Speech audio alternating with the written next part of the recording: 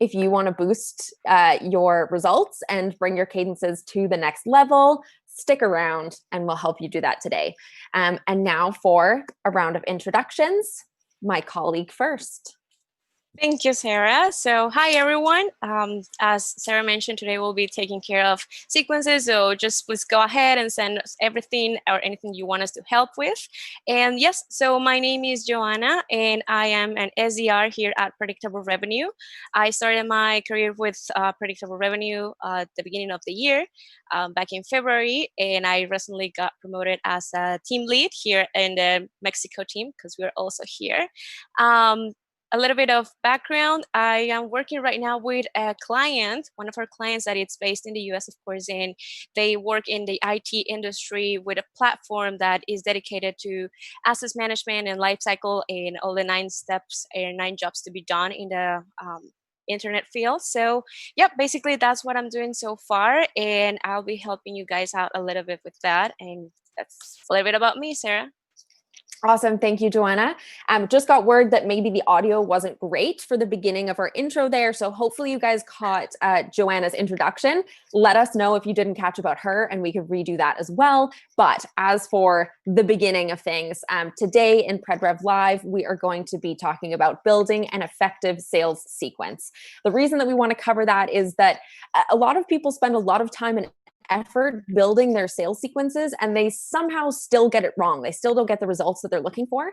So if you guys want to bring your cadences to the next level and boost your results, stick around. We're going to help you do just that. And in fact, if you want us to actually work on your specific sequence, we can do that too. So send that over in an email to marisol@predictablerevenue.com if you want us to be your sequence surgeons and actually fix them live on this edition of PredRev Live. So again, that's marisol@predictablerevenue.com, marisol@predictablerevenue.com. Also, if you have any other questions about what we're covering today, I know we've gotten a few already ahead of this session, throw those in the YouTube chat and we can also cover those as we go. We've got a good couple so far coming in, so we'd love to hear from more of you. It sounds like we're good on Joanna's intro. You guys heard about her, which is great because she's going to offer a really wide perspective, as she mentioned, on the tech industry and the sequences that she uses to book meetings for our client in that space. And she does really well for them. So she's a great asset on PredRev Live today. I am Sarah Hicks. I'm a senior SDR for Predictable Revenue itself. So I would be reaching out on behalf of Predictable Revenue, reaching out to sales personas, and that's the perspective that I'm going to offer you guys today. So here's what we're going to cover. Identifying your ideal customer profile, channels you should invest your time in, the number of contact attempts you should be using when reaching out to a cold prospect, your value proposition, and how to test and optimize. So again, just want to take this second to remind you, send us your sequences if you want us to go over them live today. Marisol@predictablerevenue.com is where you should send them. But without further ado, we're gonna move on and actually go over some of our content here. So first things first, identifying the ideal customer profile. How do you understand who your prospects are, Joanna? Yep. So I think a big part of this is having a big conversation with everyone that it's involved. I'm thinking like sometimes for us in Predictable Revenue, what we do, we talk with our client and see who they want to target, because of course there are a lot of, depending on the industry, it might have a lot of verticals that you want to tackle, but probably depending on the moment that we're living, things get crazy. So I just want to take those advantages and see, who do I want to focus my energy right now? So let's say, who is that prospect that is active, that I can help with and support, that will be in need of my product or service. So I also want to be conscious of that. I don't want to be insensitive on who I want to reach when I know it's not the right moment. So probably I'll say one of the biggest things is that have that conversation, find it. What's the moment that you're looking for? What's the space that you're working for as well? And how are things going? Are we at the end of the circle of the cycle? Sorry. So you just want to make sure that you are having those things in mind when you're building your ideal customer profile. Absolutely. And building that ideal customer profile is vital in then being able to design a sequence that's specific to that ideal customer. Because as Joanna mentioned, there's a whole bunch of things that are going to be impacting that ideal customer. And you want to factor those in when you're building those sequences. And so this is the kind of thing that we're going to touch on a bit later, but like, where are your ideal customers most active? What channels do they exist within? How do they like to be prospected? What kinds of emails or copy would they like to receive? Are they going to be really technical, analytical people, or are they marketing people and they're more story driven? So all of that is really important. And it comes from honing in on that ideal customer profile, because then you can be as specific as possible with your copy and the sequence design as a whole. Yeah, that I would say is obviously the foundational starting off point.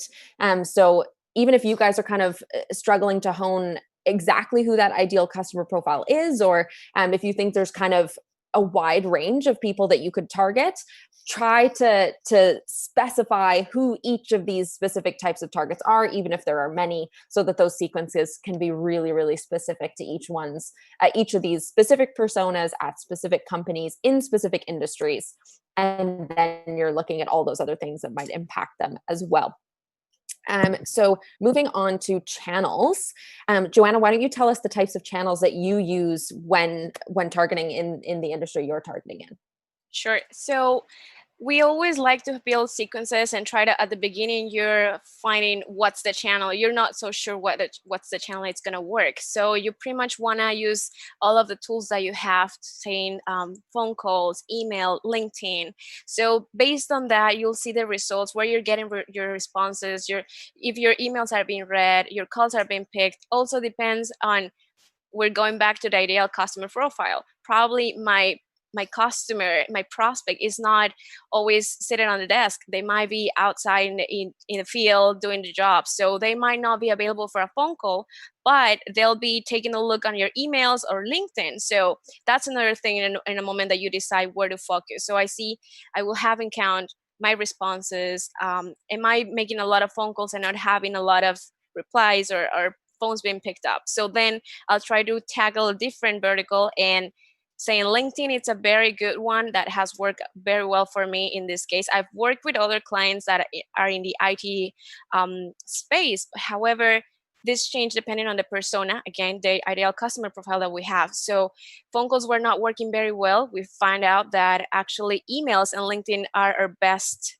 channels right now. So we invest in more time in personalizing our messaging, trying to find things that are important for them, that they will caught their attention. So one of the biggest things is that you cannot just forget about your industry and not seeing what is coming through your inbox or through your voicemail. So I just want to make sure that you keep an eye on those. So it's having those ideal customer profile, and also the replies that you're getting. And sometimes also, depending on how we are, at what stage of the sequence we are, you might see more response or less. After 3 or 4 emails, probably you found out that you have really important information that it's valuable for them. Then they will reply to your email, or be even like agreeing to a phone call, or to book that meeting. So you just want to keep an eye on all of the channels that you're having to make sure that you're using your time efficiently.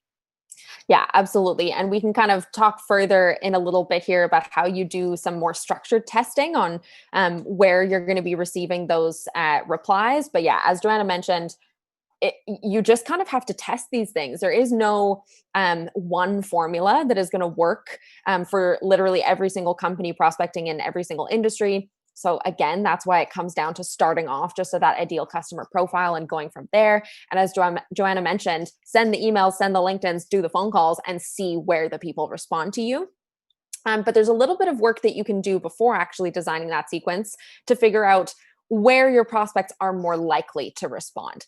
So you're still going to have to confirm that by actually going out and trying it, but you can do some research to figure out where your prospects are. So for instance, on LinkedIn, you can see if the people that you're targeting are like active on LinkedIn. Do they post frequently? Do they comment on stuff frequently? If you have something like Sales Navigator for building those lists, you can actually see, you can filter by those who are active on LinkedIn.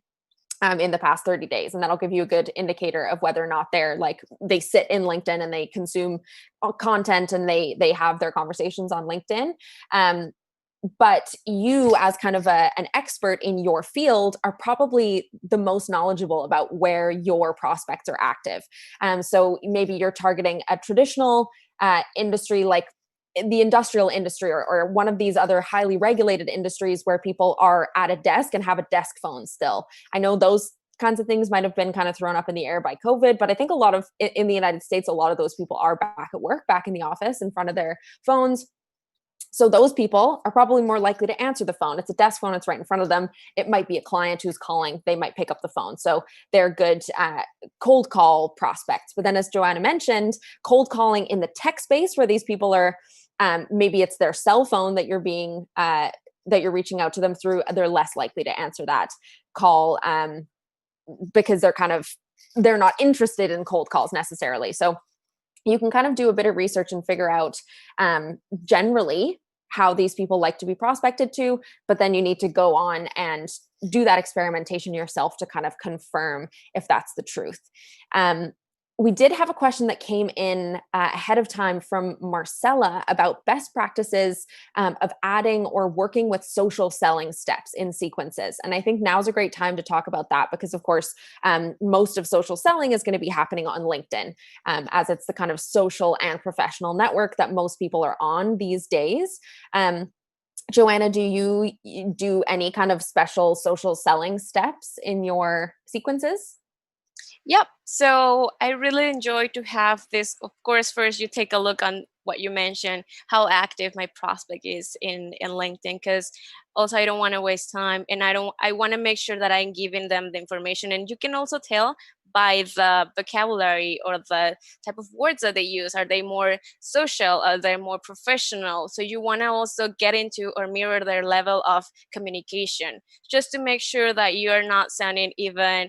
If they like to have a fresh and natural conversation, you can see that sometimes over their posts. So that's an advantage for you. You can take a look and just convert or kind of tailor your message to what the language will be more active for them. It will call their attention.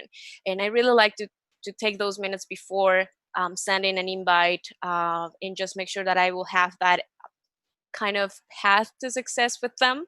But also LinkedIn is a really good resource to find some other people, some other prospects that might be interested. Last week I had a prospect that I was having a conversation with, and as we were talking, he realized that it wasn't 100% under his wheelhouse, but LinkedIn is so open and easy to use right now that he connected us in the chat. So the three of us were talking. He kind of said what I had already mentioned to him about our service. And then the prospect that was added to the conversation loved it. And it was a very good, natural conversation.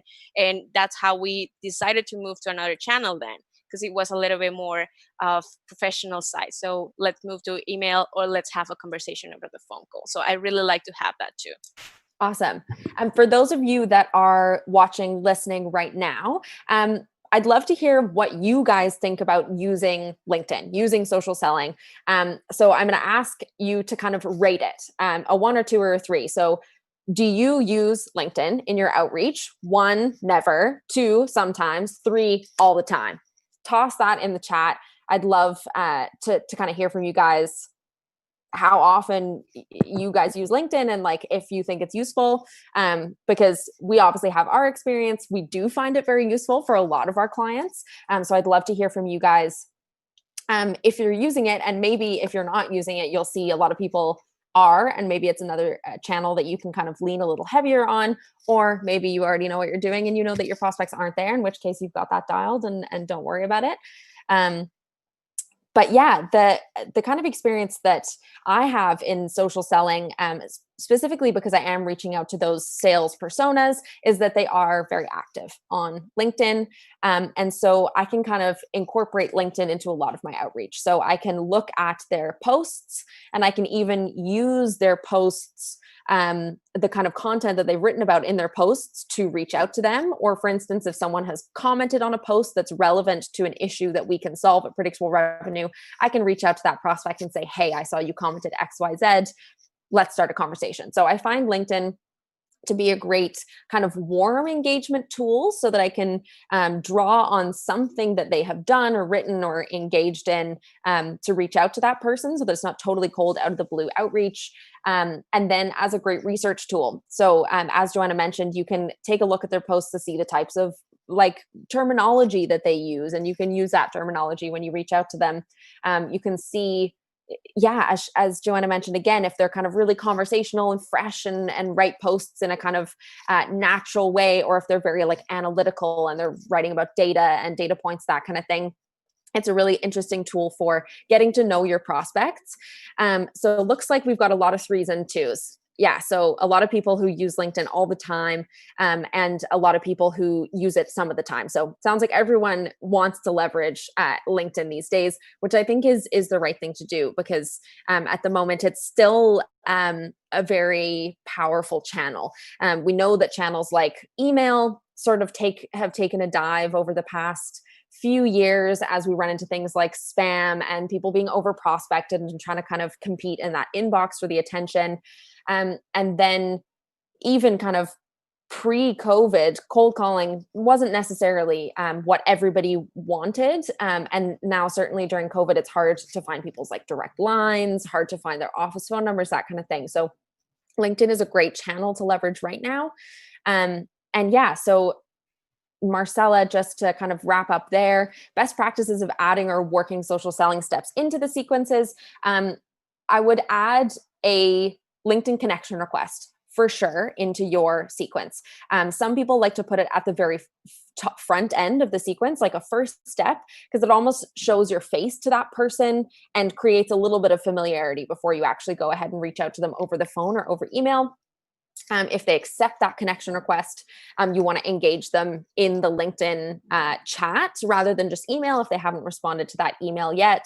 Again, use their LinkedIn profile as a place to do your research, so that when you are speaking to that person, you can refer to something either that's self-authored content, like a post or an article, or engaged content, so something that they've liked, shared, commented on. And also, another aspect to social selling, which is a bit more of a long game, is if you yourself become a kind of, what's the word, like expert in your field. Like if you're posting valuable content that's helping your prospects for free, and you become known as this expert in your field that adds value, gives tips, shares really useful information without kind of asking for a sale from your prospects, that builds brand awareness and it builds trust. And often that will help you in your conversations that you do then have with prospects, because there's a they know more about you, and they're more likely to take that conversation, more likely to want to talk to you because they know that you've provided value to them in the past. Actually, a podcast guest that we had, Tom Abbott, we did a podcast with him specifically around how he uses this kind of like value add sequence with social selling on LinkedIn. I believe that the podcast episode is called Turn 100 Profiles into 10 Meetings. We'll try to find the link to that and throw it in the chat so you guys can look there. And specifically, Marcella, I think there'll be stuff in there that'll be really useful for you. But unless anyone else has any questions kind of specific to channels, let's move on to number of contact attempts. So Joanna, typically, what does a sequence look like for you in terms of number of steps? Well, I think they can vary a lot. One of the things, again, is if my sequence is dedicated into emails, because I know they're working better. So again, it goes connected to what we just mentioned, our channel, the channel that we are using. Usually we try to start a sequence with phone call, email, and LinkedIn, right? So it will get I don't know, an average probably of 10 touches before you want to drop or nurture that prospect. But again, if you're, let's say you see that you're being successful in LinkedIn or emails, probably you will reduce the amount of steps, but you want to spread them out to just, because it's not nice also thinking receiving emails, you don't want to have them every day, right? So you just want to spread them out through, I don't know, 15 to 16 days. You just want to make sure that they don't forget about you. And so the value or the information that you're sharing in your email is, it has more potentially it has more chances to be open and read. So instead of having 15 emails sent after every 2 days, you just want to make sure that you're taking this in consideration, not bombarding your prospect with a lot of emails. So I'll say my best practice right now, what is working with my client, it's between an average of 6 and 8 attempts with emails. And as I see also that they are opening those, then I'll try to give a phone call, just because I see that we are a little bit more engaged. So then I can test another channel. If I happen to see, because it is still currently a thing that they're working from home, so I have no access to the direct lines, then I'll just continue with my sequence on a regular basis emails. But if I get a chance to have someone live over the phone, I'll try to combine that to just make sure that I will recall to my email, because then I'll have more chances to, I don't feel like I'm starting with a cold call. I'll say it's kind of a warmer call, so they can have more familiarity with what I've said. And at the beginning, we don't waste anyone's time. He'll be, or my prospect will be more aware of what I'm trying to say. So I'll have more chances to connect, or just for him to say, I've checked your information, and then it's not interested, which is valid as well. But you just want to make sure you're also respectful for both of your prospects' time and inbox. You don't want to fall into spam as well. Very, very true. So you mentioned kind of 15, 16 days, generally speaking, and around 8 email touches throughout there, and then a couple of other, like maybe LinkedIn and cold calls as well. Do you Correct. find that there's a specific pattern for the length of time in between each of those touches? Like, is it heavier at the front end and then spreads out at the end, or the other way around? Or kind of how does the spacing of those steps look within that 15, 16-day sequence? Yeah, I think the key for us right now in our sequences is try to have them closer at the beginning. You just want to kind of be there, but in a soft way at the same time. And then as the time goes by, you just want to spread them out a little bit wider, because you still don't want to leave them, but you don't want to be that annoying person that is sending emails again every 3 days or 2 days. So you do it a little bit harder at the beginning, so you can call more attention. You have more chances for them to kind of feel familiarized with your name or email, and also the subject line that you have in your email.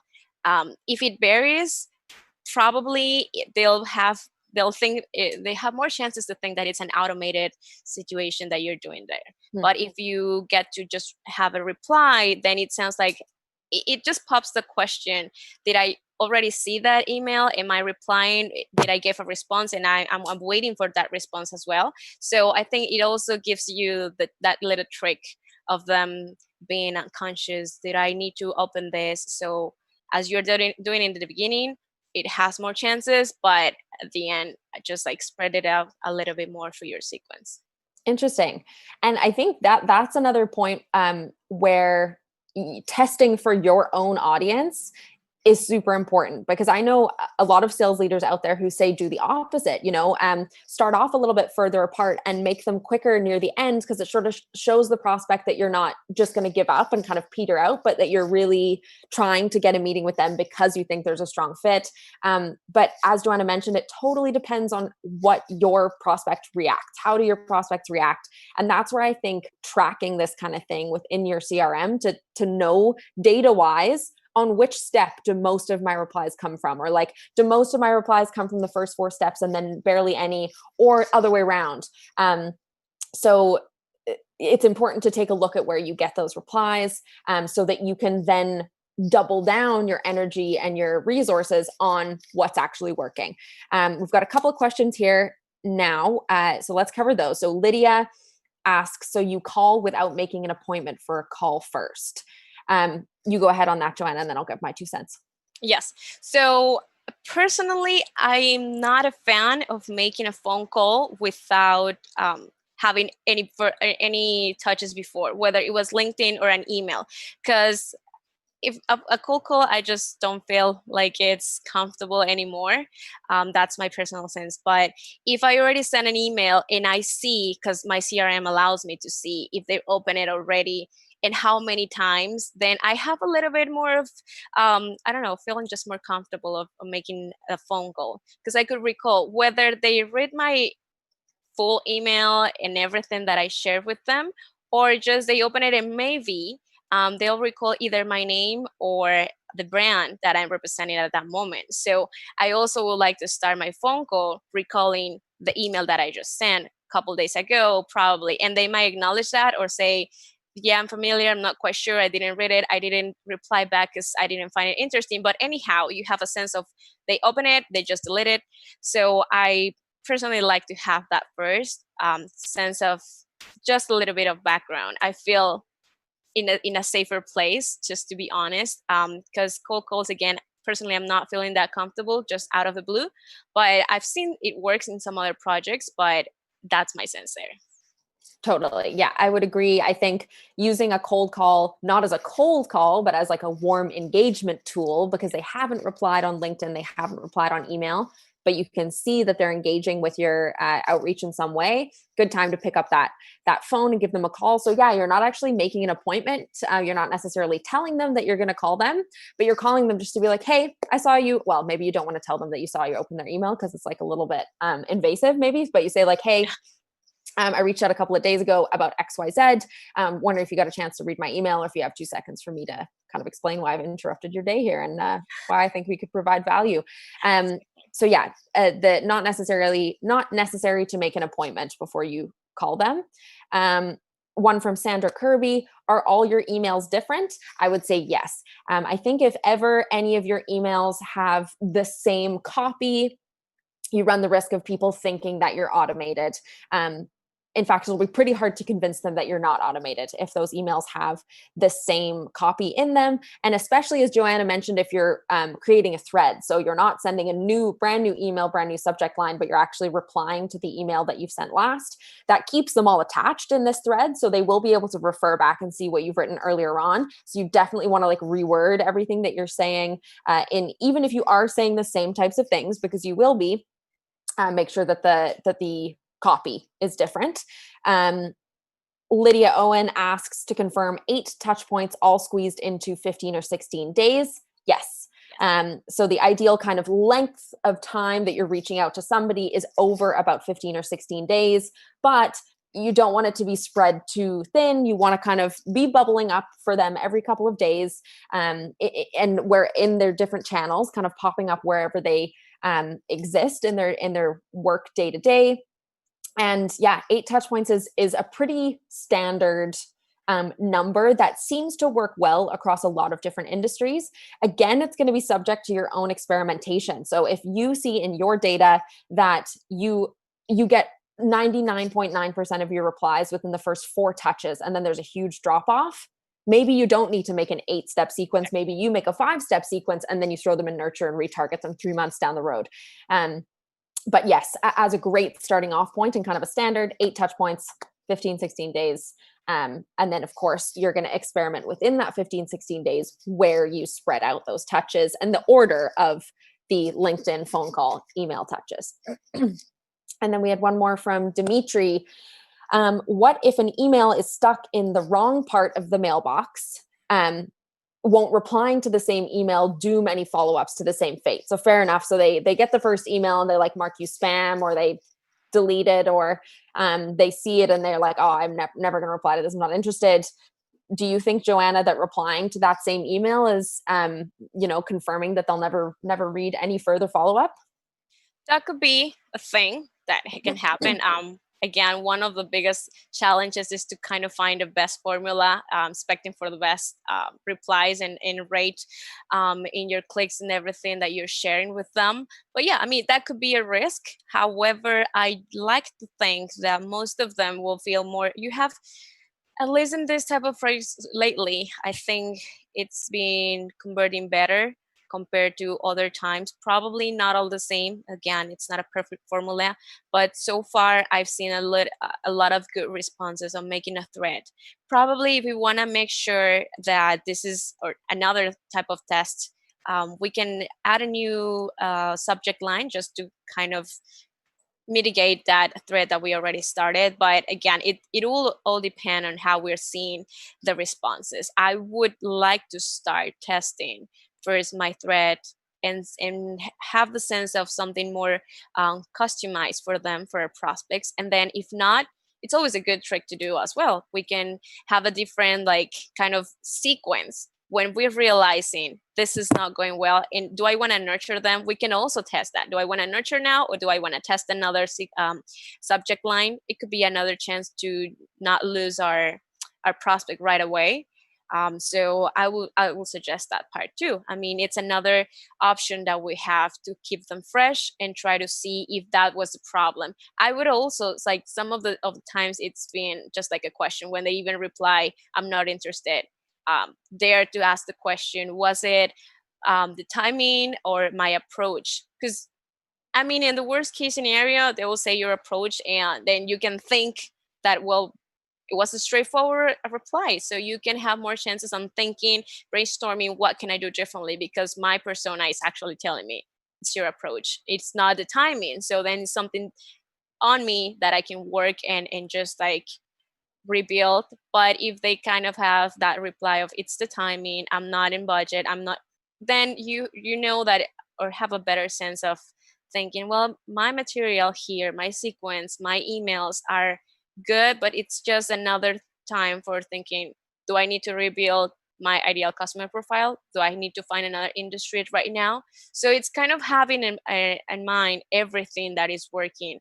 You cannot just keep an eye on your reply rate, because maybe your reply rate saying not interested and then it's not helping you, but probably your phone calls rate and are working better. So then it gives you a better sense of where you want to have more time invested and where you want to make those changes and how long you want to test, or do you have enough data to make or start changing and rebuilding, or just have two different experiments live at the same time. Those are the things to keep on mind before. Yeah, Joanne, I think that's a really good point of actually straight up asking your prospect. Your prospect is like the best resource on themselves. So whenever you can kind of gain insight directly from them, it's a wonderful thing to do. So yeah, when you get that like no thank you reply, send a follow up and be like, hey, I hope this isn't too cheeky, but is it because of X? Is it because of Y? If I'd said this, would it have made a difference? And yeah, try to get some feedback kind of live from them on why it's a no. People may not reply to them, or they may say like, I'm not interested again. And then you're like, okay, fine, I'll leave you alone, or I'll retarget you in 3 months or whatever. But yeah, Dimitri, as far as kind of replying to the same email thread, the way I like to think about sequences and replying to the same thread is that you're continuing the story in each email. So if your first email is very short and concise and it's like, you have this problem, what if I could solve it? It doesn't get the reply. The next email that's replying to that initial one, so they can still see that first one, is continuing sort of the building of the brand, or building context for that prospect. So it'll be like, well, here's a customer similar to you guys, and here's what we did for them. Maybe the next email then has a link to a case study and some tips on what might help them achieve their goals. And again, another, like, if you're interested in chatting about this further, let me know, or book a time here, or however your kind of CTA looks, whether you're going for that soft ask, which is the like, is this a priority for you guys? Or that actual hard ask, which would be, does 11 a.m. on Tuesday work for you for a quick call? So for me, the reason that I'm replying to that email thread rather than starting a new one is that I want to continue the story. I want to build more and more context on why I'm reaching out, why I think there's a fit, and how I can solve their challenges, rather than just a brand new email, because they may not even remember that I'm the person that sent the one before. That being said, near the end of the sequence, I do send one email with a new subject line, and it's usually something along the lines of like last one, or last one for now, or I won't bug you anymore, something like that. Just in case they've completely ignored my whole email thread, send a new one with that new subject line, letting them know it's the last time I'm going to be reaching out to them. And then something like, like, thought I'd give it one last go. Here's why I think we can help you solve this challenge. Are you interested? Let's give it a shot. If not, talk to you later. So that might be a good thing to try. It's kind of like do your replies to build the story, and then at the end of the sequence, toss in one breakup email, as it's called, that has a new subject line. Looks like we have a sequence that we're going to review live. So this is from Graham. This is so exciting. I'm opening up this doc. Wow. Okay, cool. Okay, looks like, oh, it's just loading. Okay, maybe let's see if there's any other questions that I can answer while we're loading this sequence. Okay, maybe let's touch on Kristen's question, which was, can you help me with tips about how to build a short sequence when the outbound calls push is strong, and how to create short, meaningful messages without spending too much time? So our interpretation of this question here is that you lean heavily on calling. So you do a lot of outbound calls, but you're looking for the kind of couple of email touches that surround those several phone calls that you're doing in a sequence. Joanna, what are your tips on building out that short sequence to kind of support those calls? Well, I think something that has worked for us before is when you're trying to make that phone call. Of course, first of all, again, I really like to have an email prior to that. So kind of mentioning it's not a threat, but I might call you if you don't reply. So some people are just more comfortable with email. So we have one there, right? If they feel more comfortable in that, more chances for them to reply. If not, somehow you didn't ask for permission, but you're mentioning that it could happen. Anyhow, when you have that phone call, whether it was picked up or not, first case, let's say it wasn't picked up, and then you have that email that you want to send right after your phone call. Most of the times you'll be able to just leave a voicemail, and I like to recall to that voicemail, because somehow when they are listening to it, they'll think, okay, so he'll send me an email, let's see if it's going to come or not. And just bring that short value prop as well, that you want to give them the solution to a problem and be sensitive to the same time. You don't want to you don't want to just like bump them with messages and I call you, I want to have that meeting with you. I think it's more comfortable just to when you're making that short message, you're saying, I wanna I have this case study as well, giving them value of the thing that you're bringing, and the solution that you might give them. Sometimes you want to save money, you want to be more efficient, depending on what is the need that you want to tackle.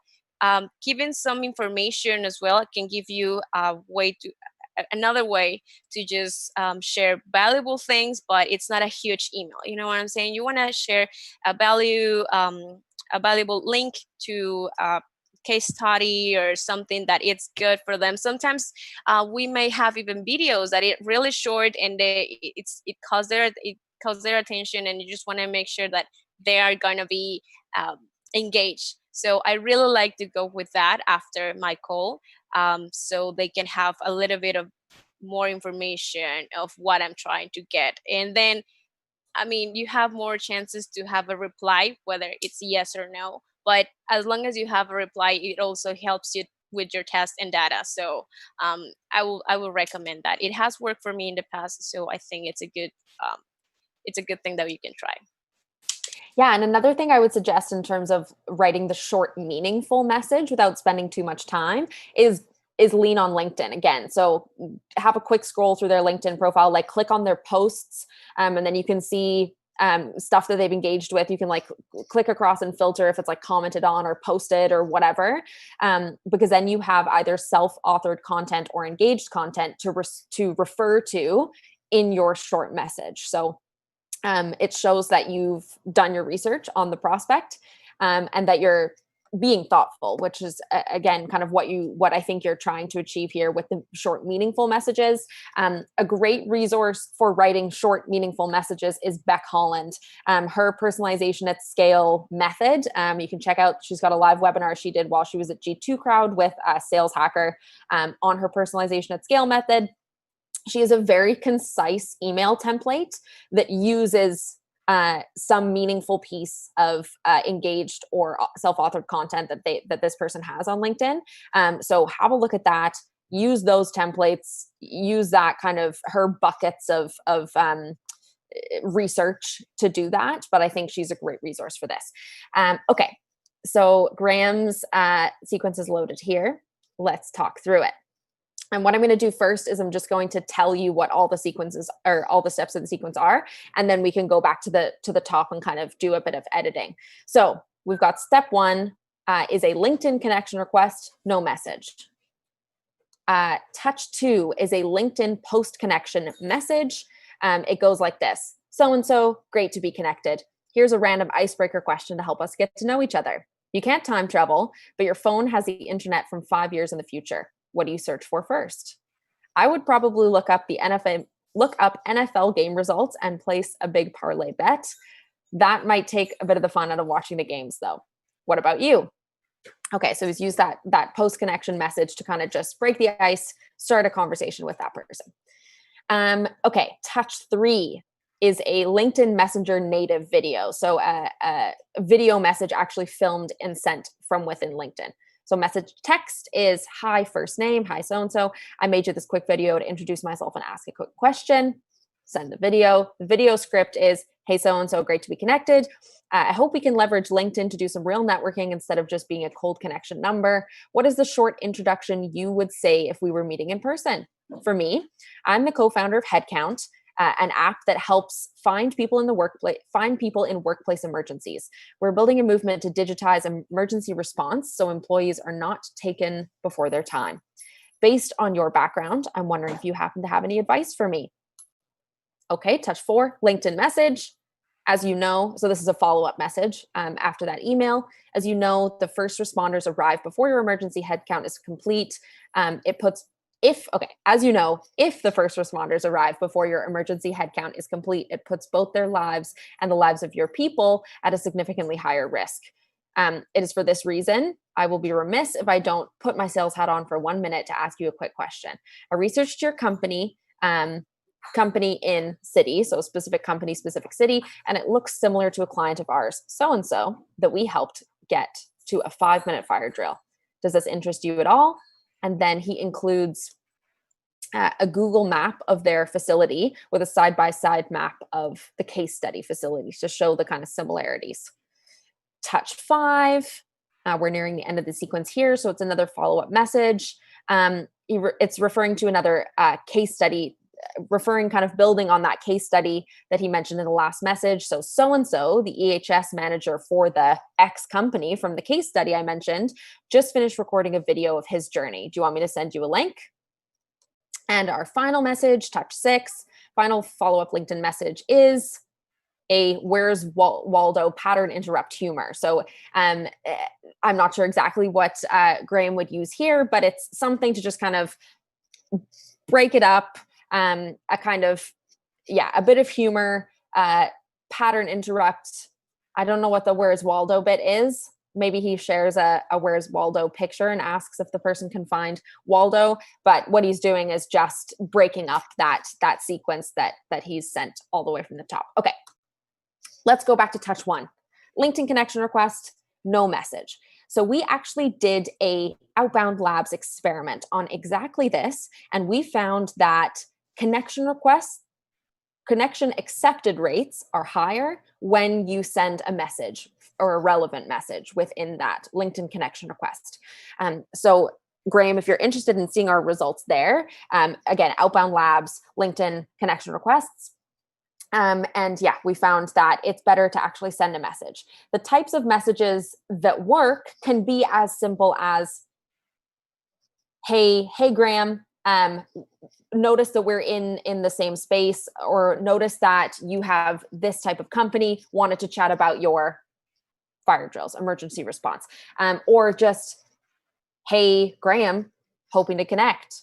Have a good one. It can be kind of as explicit or implicit as you're looking for. Okay, cool. I got it with the Where's Waldo. So he actually sends a Where's Waldo and asks the person to find it at the end. So yeah, Graham, I would recommend give it a go with a message in that LinkedIn connection request. Try out a couple of different messages and see if you can get a higher connection accept rate right off the bat. And then from there, so the person has accepted, and the follow-up post-connection message. So this was the one where he says, this is a random icebreaker to help us get to know each other. You've got the internet on your phone from 5 years from now. What's the first thing that you Google? Here's what I'm going to Google. It's NFL results so that I can win big on a bet. I think it's great that you're being really conversational right off the bat, and you're not going for a hard sell. That being said, I would be wary of sort of the bait and switch. I don't think that you're actively doing this in kind of a bad way, but you do go from this kind of conversational to eventually you switch and you say, I'm going to put my sales hat on. I would try to include in the outreach kind of as quickly as possible why you are actually reaching out, or kind of like what you're interested in talking about with this person, because you don't want them to feel sort of either unsure of why you're asking them this question, which is like, I don't really know you. I'm not sure what you're trying to get out with this networking. Like, I understand you're trying to network with me, but I'm not sure what you're doing it for.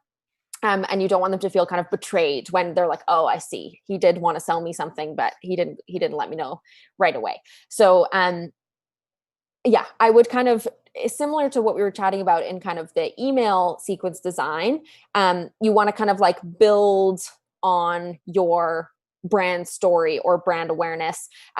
Again, referring back to our podcast with Tom Abbott on turning 100 profiles into 10 meetings, he does a really good job at like the soft intro, providing them with value that is relevant to the type of thing you're going to sell them later on, but gives them value for free. So like, if you can give them an example of like, here's a tip that has really worked, help some of our clients speed up their emergency response time, something like that you can give away for free. It may not be exactly that, but if you take a look at any of your like content, your collateral, your material, and see like, what can I give people for free that's like a taste of the type of thing that we can help them with, shows them that we're going to be really valuable to them, but does not ask them for the sell right away. I think that will accomplish the same thing that you're trying to accomplish with this first kind of conversational email. And Graham, you're asking, what connection rate should you shoot for? That's a tough one. In Tom Abbott's case, obviously he's really nailed that conversion rate, because he's going from 100 connection requests to 10 actual meetings booked. So his conversion is really, really good throughout there. I think he gets something like a 60 to 80% connection accepted. That is very high, of course. But I think you'll find that your connection accepted rate will increase with that message, rather than just a blank invite, because it gives people a little sense of why you're reaching out, and then they'll be like, okay, I'll have that conversation. And yeah, so send the message with the initial connection, and then that follow-up message, provide value of some kind, provide value for free. It starts that conversation in the soft way, but it's in the same vein as what you're going to continue to talk to them about. Touch 3. This was a LinkedIn Messenger native video. And Joanna, you mentioned that you think like sharing a video can be really useful in kind of building a sequence. So I'd love to hear your take on this one. Are you in the Google slides here? Can you see the? Yes, I can see it. Yep. So one of the things that I've heard and seen, well, basically what the type of videos I've shared are mostly in a link that it goes directly to the homepage of my client, and then it'll show a case study. So that's the video that I was referring to. I do like the idea of having this type of video in approach with a prospect. Personally, haven't tested, but I really think it's a different way to just like got their attention, because it's not what we do usually. So it will be, I think it has a lot of value out there. And it's also saving you time, because sometimes just by reading and you see a lot of words, like you want to get yourself in the shoes of your prospect, and they've been reading and doing job stuff, right? So having a message that could be great and really had a nice structure, but if you're testing this video, could be like, even if they're not seeing what you're doing but they're listening to you, it gives you props of having more engagement. So I really like that part. Plus, if we combine that with what you just mentioned on when you're sending a request, I also like to have the message, because also could be that there's a lower acceptance rate compared to if you just send email, without any message. But I think it's you are safer and closer to the people that really are willing to have a conversation, even if not right now, but they're open to have that networking relation with you. So I think if we connect the message that you send at the beginning, they kind of have an idea of what you want. And then if they made it, because it happens, they might have ignored your thanks for connecting message, then you go with another message that, just as his touch was really good, the second touch, but this one, it gives more information, so it can be more engaging, but still you have that story behind. So another thing to combine here, I really would like to suggest to have it to keep it short and sweet, just because you want to go straight to the point, not too sharp. But here's where we got a balance. Make sure that you have those words that will be, again, familiar and will resonate with your prospect. And if you're doing it in a video, you have more chances to just like have that attention. I really like that part. Yeah, I agree. I think the video is a really nice like pattern interrupt. There aren't very many people that are doing this. I received a little video the other day on LinkedIn, and I was like, ooh, of course I'm going to click on it. I want to see what this person has said to me. So it's like a wonderful opportunity to get in front of that prospect. I think it's in a perfect place. You don't want to go in with a video too soon, because they'll be like, I don't know you. I don't know if I want to click on that video. Like, I don't know, weird. But it's in a really good spot. So I think this is a really, really nice touch point that you have here, Graham. Video script wise, I would caution you away from like asking too much of the prospect. I think you want to go with this idea of sort of providing them value and of course engaging them in conversation. But maybe I would ask less of an open-ended question. So the what is the short introduction you would say if you were meeting in person? That person might be like, okay, I got a really busy day right now. Like I don't need to introduce myself to this guy. I'm not sure. Yeah, I think you introducing yourself is great. You've now given a bit of context on what you do and what can help this person. So I think maybe what I would do instead is keep the hi, so-and-so, great to be connected. Keep the, I hope we can leverage LinkedIn to do some real networking instead of just being a cold connection number. I think I would cut this next sentence and go right into the, I'm the co-founder of Headcount. We do X, Y, Z. And then I would ask a question that alludes to a challenge they might have with their current circumstances surrounding their emergency response situation. So it might be a question like, is your emergency response time under 10 minutes? You, Graham, are going to be the expert on what the challenges are that you're solving. But this is something that Josh Braun kind of frames up really well. And it's that you're trying to illuminate a problem that they have. So in that question, try to illuminate a challenge that they might have. And it's also a very specific question. So it's not going to take them a lot of like brain power or time to write out that response. Of course, they still may not respond to it, in which case you continue on your thread. But I think asking a question specific to determining if they've got that pain that you're going to solve, or if you know that they have that pain somehow, then asking a question like, what if we could reduce your emergency response time by X many minutes and put make your employees' lives less at risk, or whatever that is. And that's a Beck Holland sort of structure in that webinar that I spoke about. The template that she uses that type of question. What if we could solve the problem? Josh Braun would say, is this a problem for you? So they're two kind of sides of the same coin of like illuminating that problem and alluding to the fact that you can solve that problem. Touch 4 is a follow-up LinkedIn message. So obviously, as you guys can see, this whole sequence is taking place within LinkedIn. That's a great idea if you know that your prospects are very active in LinkedIn, on LinkedIn, and you can see that they're posting all the time. They may be very happy to receive all of their outreach through LinkedIn. I would maybe toss in one email or one phone call or one of each into this sequence just to diversify the channels that you're reaching out to them through, especially if they're not replying by about touch 4. It may just kind of get you in through a different avenue. But touch 4, LinkedIn message. So this is where, Graham, I think you do a great job of continuing that story. You're providing context on how you have, what exactly you've done to help a different type of company who is similar to them. And Joanna, any kind of feedback on this LinkedIn message? I mean, in the whole the structure, I really think it's well built. I think I'd just like to see more of a call to action, because of course he's asking, does it interest you at all? Yes, it does. What next? So we don't want to leave all the work to our prospect to say, yes, it interests me, what's the next step?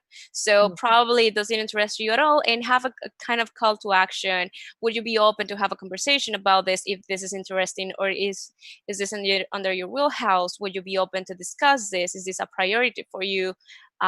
Would you like me to continue? Like, I don't know, just making, depending on how we're bringing our message and all the cadence of messages that we had already sent, to keep that same vibe. But you want to have a call to action, because at this point you've already shared 4 messages, right? So thinking +1 that you already had your connection your connection message sent. So at this time you've already shared enough information for them to have a better idea of what you want to do or what you're willing to discuss. But at the end, even when we finish the sequence that I've seen, we're not asking for that meeting just yet. And sometimes, yes, we don't want to be sharp and saying, can I get in your calendar?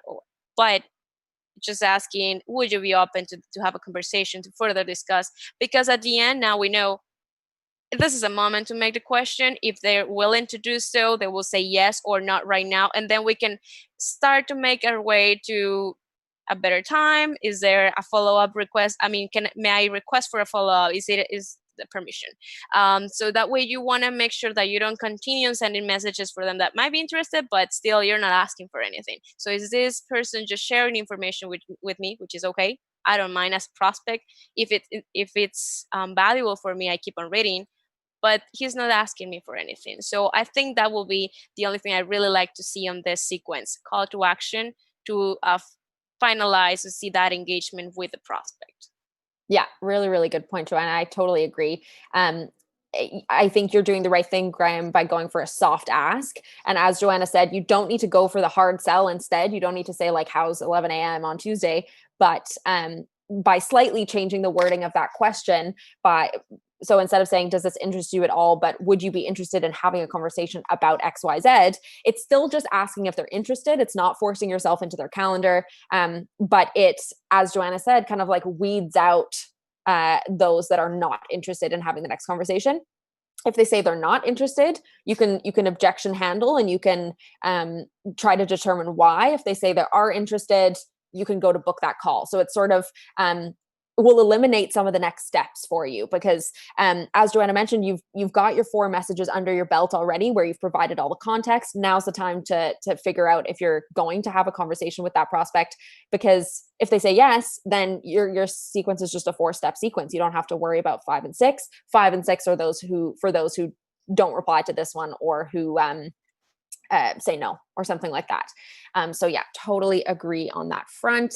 We've got touch 5, which is again continuing that story and providing a potential link to a video of the EHS manager from the case study client that we've already been talking about. And he, in this video, is talking about his journey. I think what I would do here is include the link. I don't think I would ask if they want me to include the link. I think I might just go for it. say, here's the link to the EHS manager for X company from the case study that I mentioned. He details how exactly we came in and helped. I think you might find it valuable, because the thing with that is it's probably valuable to them a little bit, even if they don't decide to go with you. Like, there will be some kind of tips or ideas on how you improved their emergency response system. And it again kind of builds you as this credible source in that field. Like, okay, here's actual social proof that isn't written in testimonial form. Like, anybody could write a testimonial and get this EHS manager to sign off on it, but him actually speaking those words is very credible. So I think just toss the link right in. And then instead of your call to action there, which is do you want me to send you the link, make it another one of like, would you like to discuss this further? Is this something that you'd be interested in? Would you be interested in learning how we could do this at your company? Any other thoughts there, Joanna? I mean, I think that sharing the link, it's the first thing that I would do, just because, again, I don't want to lose that time. And it might be interesting for him, but I have no time to say yes.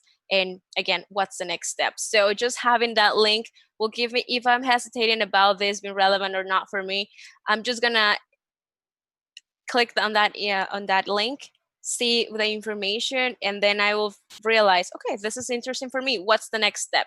So this is where I want to make sure that we are connecting call to actions with information we are providing. We just sharing valuable, it's great, but this is something that we can also share in our news feed, just for prospects that are constantly looking, and it might call their attention as well. But this will be in this specific moment that we're in touch 5, we already have a story, we're continuing on what's the value that we want to offer. Just have that link ready for them so they can click, see whether it's relevant or not for them, and then move on to yes or no, do I want to continue having this conversation, or even receiving your emails, or I'm not going to open them anymore. Because now with LinkedIn, we can see when they've read it. So it's also useful for us. He saw that he's relevant. If after a while we haven't seen any reply, we can also check on any thoughts. Is there any question? Is this something that it's relevant for you? And then again, connect it with the call to action. But having the link there, I think it's primarily. Yeah. And Graham, you asked, how do we feel about the link previews in LinkedIn Messenger? You were trying to avoid that by asking for permission. That's totally fair. It is kind of annoying when you send a link, it'll do the like thumbnail and blurb next to it. And if that person has their messenger just down at the bottom of their LinkedIn, it potentially will hide the message that you've sent previously to that, because it takes up so much of that window. One of the things that I would try is link first, text second, because then at least the text will show up where they can see it. And you can say, hey, that link is to a video of the EHS manager for XYZ, blah, blah, blah. So maybe blurb second, link first, because then that the link won't like hide the text that you've written. Totally. Yeah, I think that's a totally fair question, and I understand now why you would be wanting to ask if you should send that link. But again, I think because of the reasons that we've stated, just go for it. But then if you do want to make sure that they read the message attached to that link, put it underneath and responded. So you're probably not interested, but I thought I'd give it one last go.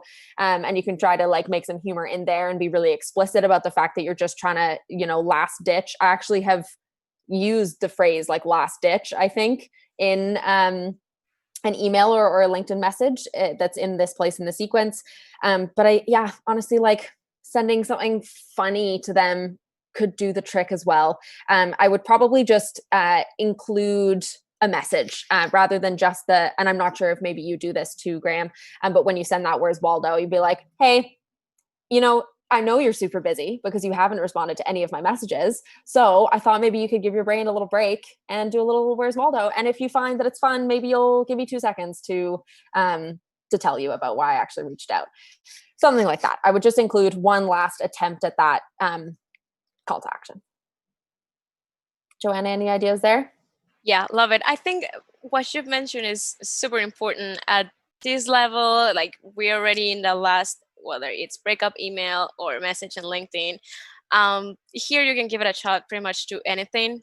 Something funny will totally, even if they don't reply, you leave with the big door open, like you're not having that kind of hard sell impression, or like this people was just annoying.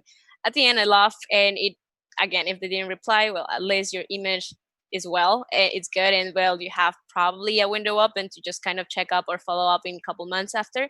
But yeah, I will definitely add that call to action, just because it's a way for you to, I mean, you're shooting already your last message, right? So you want to make sure that you give them every tool that you have, that you possibly have, question, something fun, and some context. So just want to wrap it up and have it there for them, and be like, literally, this is the last one. I know it's my information, or if in the future you want to laugh about Waldo and you think there's a necessity, or we can have a conversation, I'm open here. Like, just have those options. You can even test it, like having that last question, would this be something relevant, or like, is this not the right time, but probably when you feel more comfortable and you want to take a look over Waldo, you remind me. So I think those type of things will be really good and valuable for you.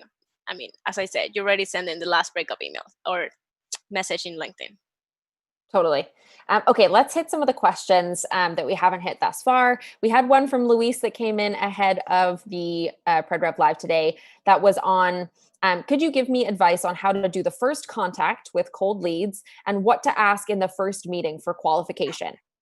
Luis, we're just going to cover the first half of that question today. I think that the qualification piece is something that we should probably tackle on another PredRev Live, because it's a whole different can of worms.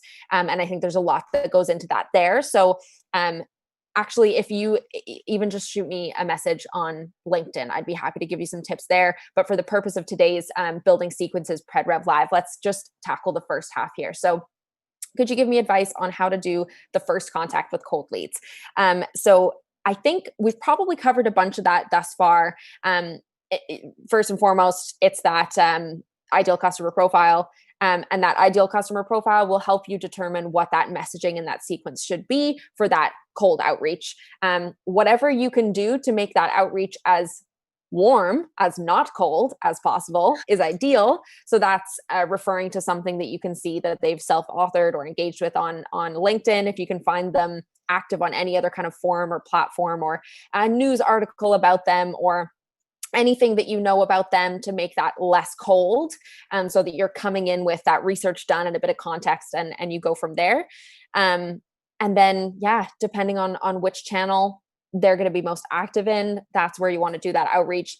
As Joanna said, probably not best to go straight in with a cold call unless they are, again, one of these like maybe like an industrial type company, or an old school company where they are in front of their desk phone. But yeah, I think that covers that. If you have a follow-up, feel free to pop it into the YouTube chat, and of course we'll get to it.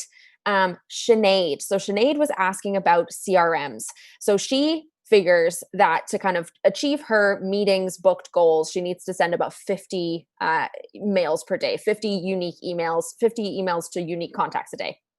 She's looking for a CRM to build the system, but low cost, because they're just starting out. And she's found that a bunch of the CRMs she's looking at limit the amounts of contacts that you can have, such as Fresh Sales, which limits it to 1,000 contacts. But with their 50 mails a day, she's going to hit that in just 20 days. So how do you manage high mailing volume with CRMs that are really limited in the number of contacts they permit? That's a tough one. We did a little bit of research ahead of the call here to try and answer that one for you. Unfortunately, we're not CRM experts. We use outreach.io internally. It works great, but it is maybe a bit pricey if you're just getting into it at first. In some of our research, it seems like Pipedrive might work, or Freshworks might work. I've heard of a lot of earlier stage companies using Pipedrive. On their website, it says they're great for like small businesses up to enterprise. So I would imagine they've got pricing for small businesses. Maybe you guys that are watching right now on YouTube, if you have any tips for a great CRM that's not super expensive for companies that are starting out with their outreach, please put it in the comments. It would be super, super helpful. Because Sinead, yeah, we'd love to find something that works for you. Okay, and then we had, there was another question around, okay, Dimitri asked, okay, from your experience, is it a good idea to use any other social networks, Facebook, Twitter, for business outreach? Can it be too intrusive? Good question. Joanna, have you ever used any other channels? Well, not myself, but what I can tell you is when I'm doing my pre-call research, I mean, depending on what is the industry, I think again you have to have your eyes very open. But if your industry is a little bit more into events and these type of social things, of course before COVID, um, you always have to take a look on where they're gonna be posting things, depending on what's their target market as well. So you also want to put yourself in their shoes, where they're gonna be sharing stuff and how active they may be. Well, once, and I'm telling you once because again, my industry personally hasn't been that strong into social media more than LinkedIn, but I know across predictable revenue, sometimes with projects have worked with Instagram and Twitter, just because also these are channels that might have be eligible for them to share info to their target market, not to their business to business level, but again, it gives you information relevant, what they're doing, what are their priorities, and also that moment you can also see who's live into this social media channels, so you can try to tackle that way as well. Because if you find, let's say, Sarah, you're active in Twitter, and I want to prospect you, and I'll take a look on what you have there. Sometimes you don't always have to start your engagement with something too cold. What I can tell, and based on my experience, the Chiefs from Kansas City just won, right?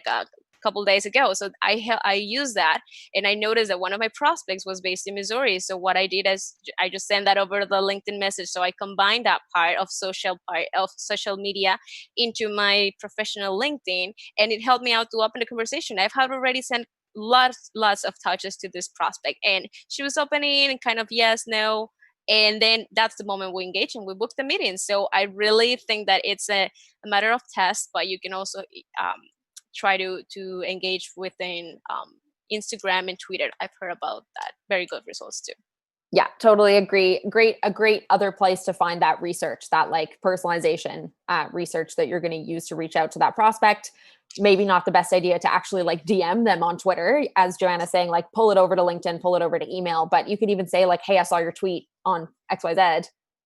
Here's why this is interesting, and here's how we can help.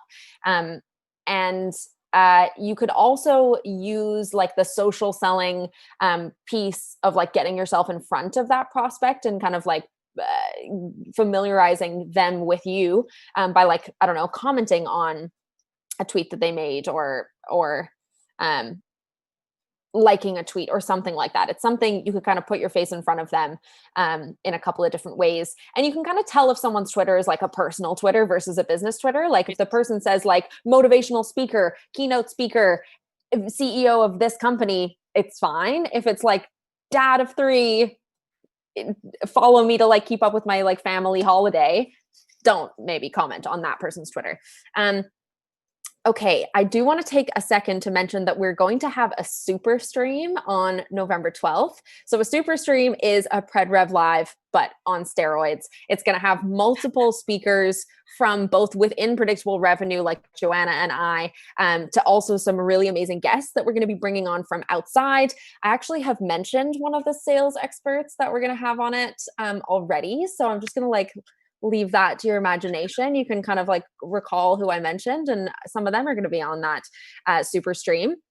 And we're going to be covering a bunch of the topics that we do cover in our PredRev Lives, but in great detail and pulling on the experience of other great experts. So that is on November 12th. It's going to be at the same time as a normal live stream. It's just going to be longer and bigger and better. So make sure that you are here for that. Hit the subscribe button so that we can let you know when that's happening.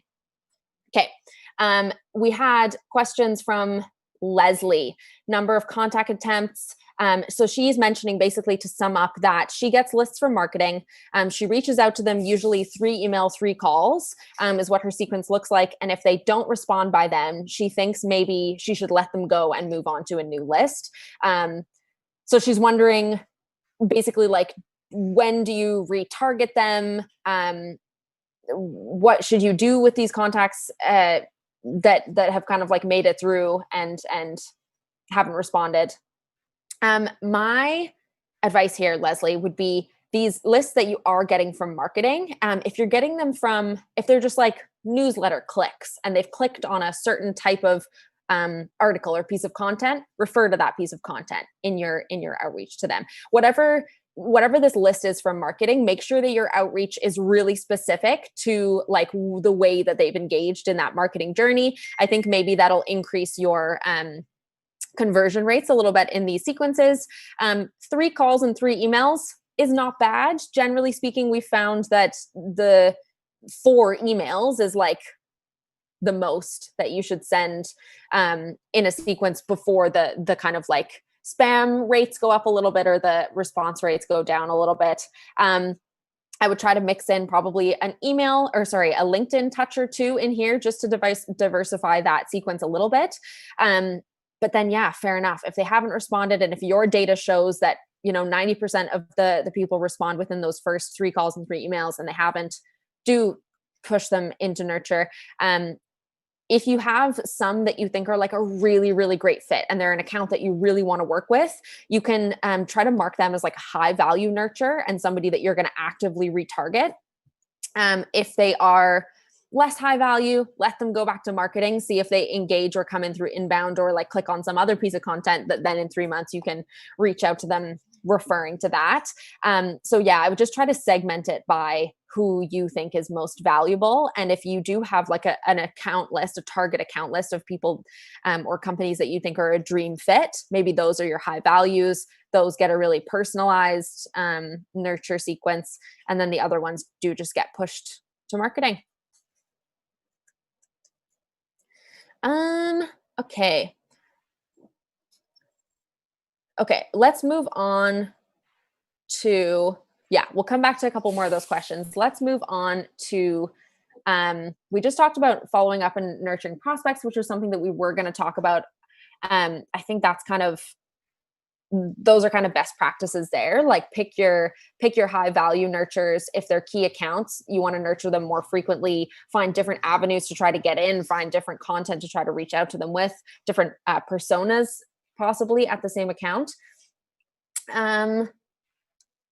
Let's talk about how you know if a sequence is working or not working. So what metrics do you actually look at? What should you actually be tracking? How do you know if the sequence is working or not, Joanna? Well, I think I really like to keep an eye. Well, okay, so here's the thing. Depending also on what CRM you're using, but let's talk from our side. When using Outreach, we have a really nice tool that it tells us literally how many clicks we've had into our email. Of course, if you're sharing a link, that's another kind of vertical, or you want to have that rate, of course. So how many times your email has been open. That's where I'd like to combine the testing, because sometimes we have very good emails, well built with a lot of good information, not too short, not too long. We can call it the perfect email, but depending on which stage you're sending it, it can be relevant or not that relevant anymore. So one of the experiments that we like to do as best practices is to have those and kind of play on which stage you want to send that type of email. You want to go straight to the point in the first ones, and then depending on how much information or how relevant this might sound to your prospect, they may reply or not, or open it again. So if you're sending value through your email, that point you see it's focusing right now. Okay, they are opening into this specific link. And then also another thing to keep an eye on when you're seeing your open rate of the emails is who's opening it. Like I'm beginning my campaign very broad with a big industry, and then I see that certain prospects from a field are opening and being more relevant or engaged with my emails. So that also gives me an opportunity to rebuild or kind of have a different sequence, more focus into them. I have an IT an IT client that again has different industries where they can solve problems and bring value to, right? So I want to make sure that I'm not just seeing which email is working, but also what type of and maybe this is a good thing about the test that I really like, that you may have results that you weren't even expecting.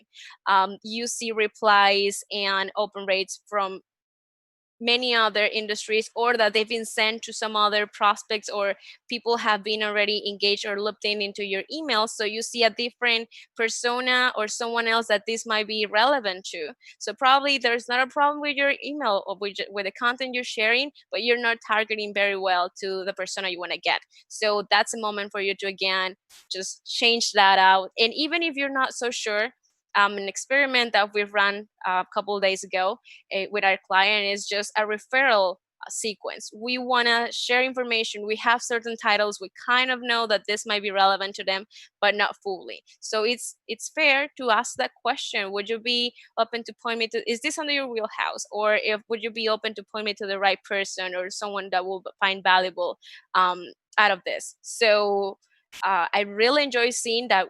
Not a big answer, more than here's the name, or I do not know, but this is our provider.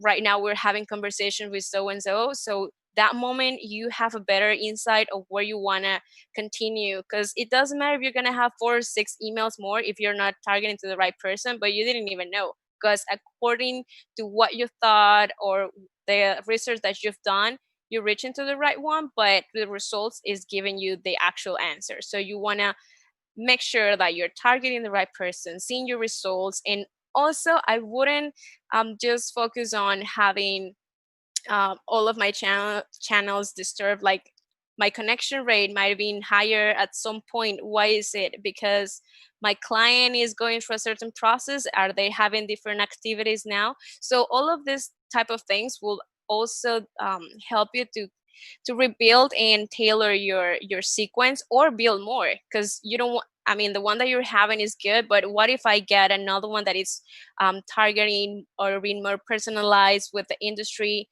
that is showing me responses, so I have more chances to be instead of being so general, I'll give you the right thing that they want for their projects or plans that they're running, or are we going towards the end of the cycle of the year. So this is also good to point it out. The sequence that you started 3 or 4 months ago might be very good and would have it had given you really good results, but at this point probably your messaging or the stage of your prospects are changing. They are rebuilding or revisiting their options, so your message should also change.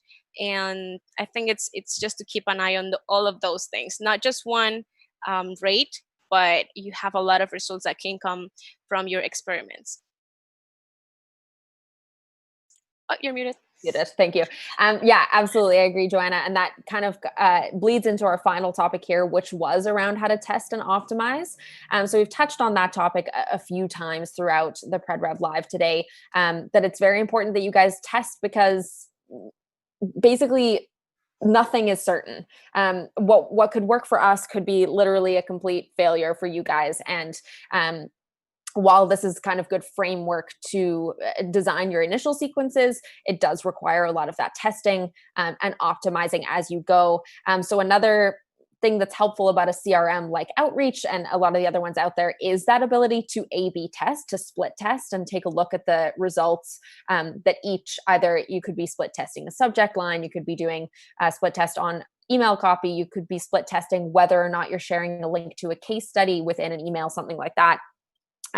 So you can see in your CRM the percentage of like opens, replies, all of that to each of those different options.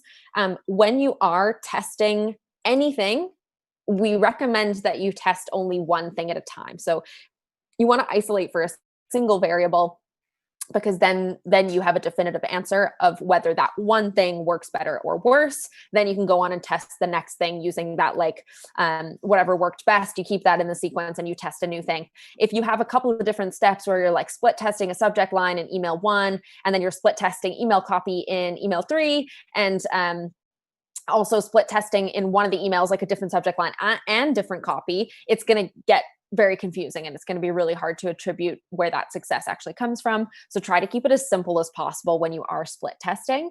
And in terms of the metrics, of course, that you're looking at, to see whether a split test is working. Open rate, response rate, meeting booked rate. Those are your most important rates that you want to keep an eye on. Open rates are sometimes false. Sometimes like Google, like Gmail and stuff has little, I don't know the technical part of it. Someone else would be better at explaining it than I would. But basically Gmail like pretends that the email is opened if the notification like pops up on your screen and you read part of it, something like that. So solely open rates are not the best thing to track on their own. Response rates are really, really important. And then of course you've got to look at what those responses are, because if you're getting a whole bunch of like no thank yous, could be a 90% response rate and it's still not a good campaign. So you want to take a look at what those responses are. And then of course the most important rate for any outbound campaign is the meetings booked. That's your most vital metric. So how do we kind of build in feedback? So we know how to track the metrics. We know how to take a look at all of those different rates, to take a look data-wise what's working. But how do we get the feedback from the people on the front line who are the SDRs who are actually doing that outreach, and then the prospects? And how do we kind of build into our testing and iterating, getting that live feedback? What do you think, Joanna? Because of course you'd be giving feedback to an account strategist on how your strategies are working. Yeah. So when you're working from a standpoint of an SDR, I think it's really important to see the details. There are a lot of things that there are clues that our prospects are given us, and then if you miss those clues, you might have been given a huge opportunity for turning or changing your sequence or your messaging. And just first of all, having that in mind, that you need to be, even if you're not having the meeting booked at that moment with a prospect, there's something that you will have most likely if they have a few seconds talking with you. Of course, we have prospects that may just be like, no, and hang up. That happens too.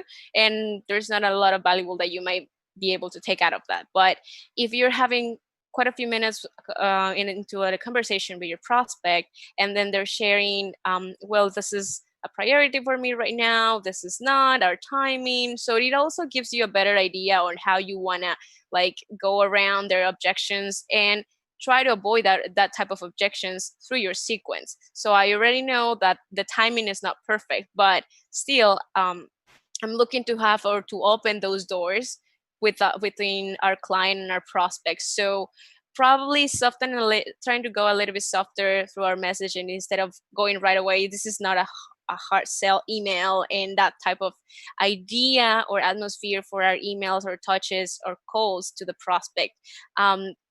One of the things as well, there are prospects that are, which I don't know, we just catch them in the right time. They're willing to have a conversation, not to book a meeting probably, but to give you that feedback.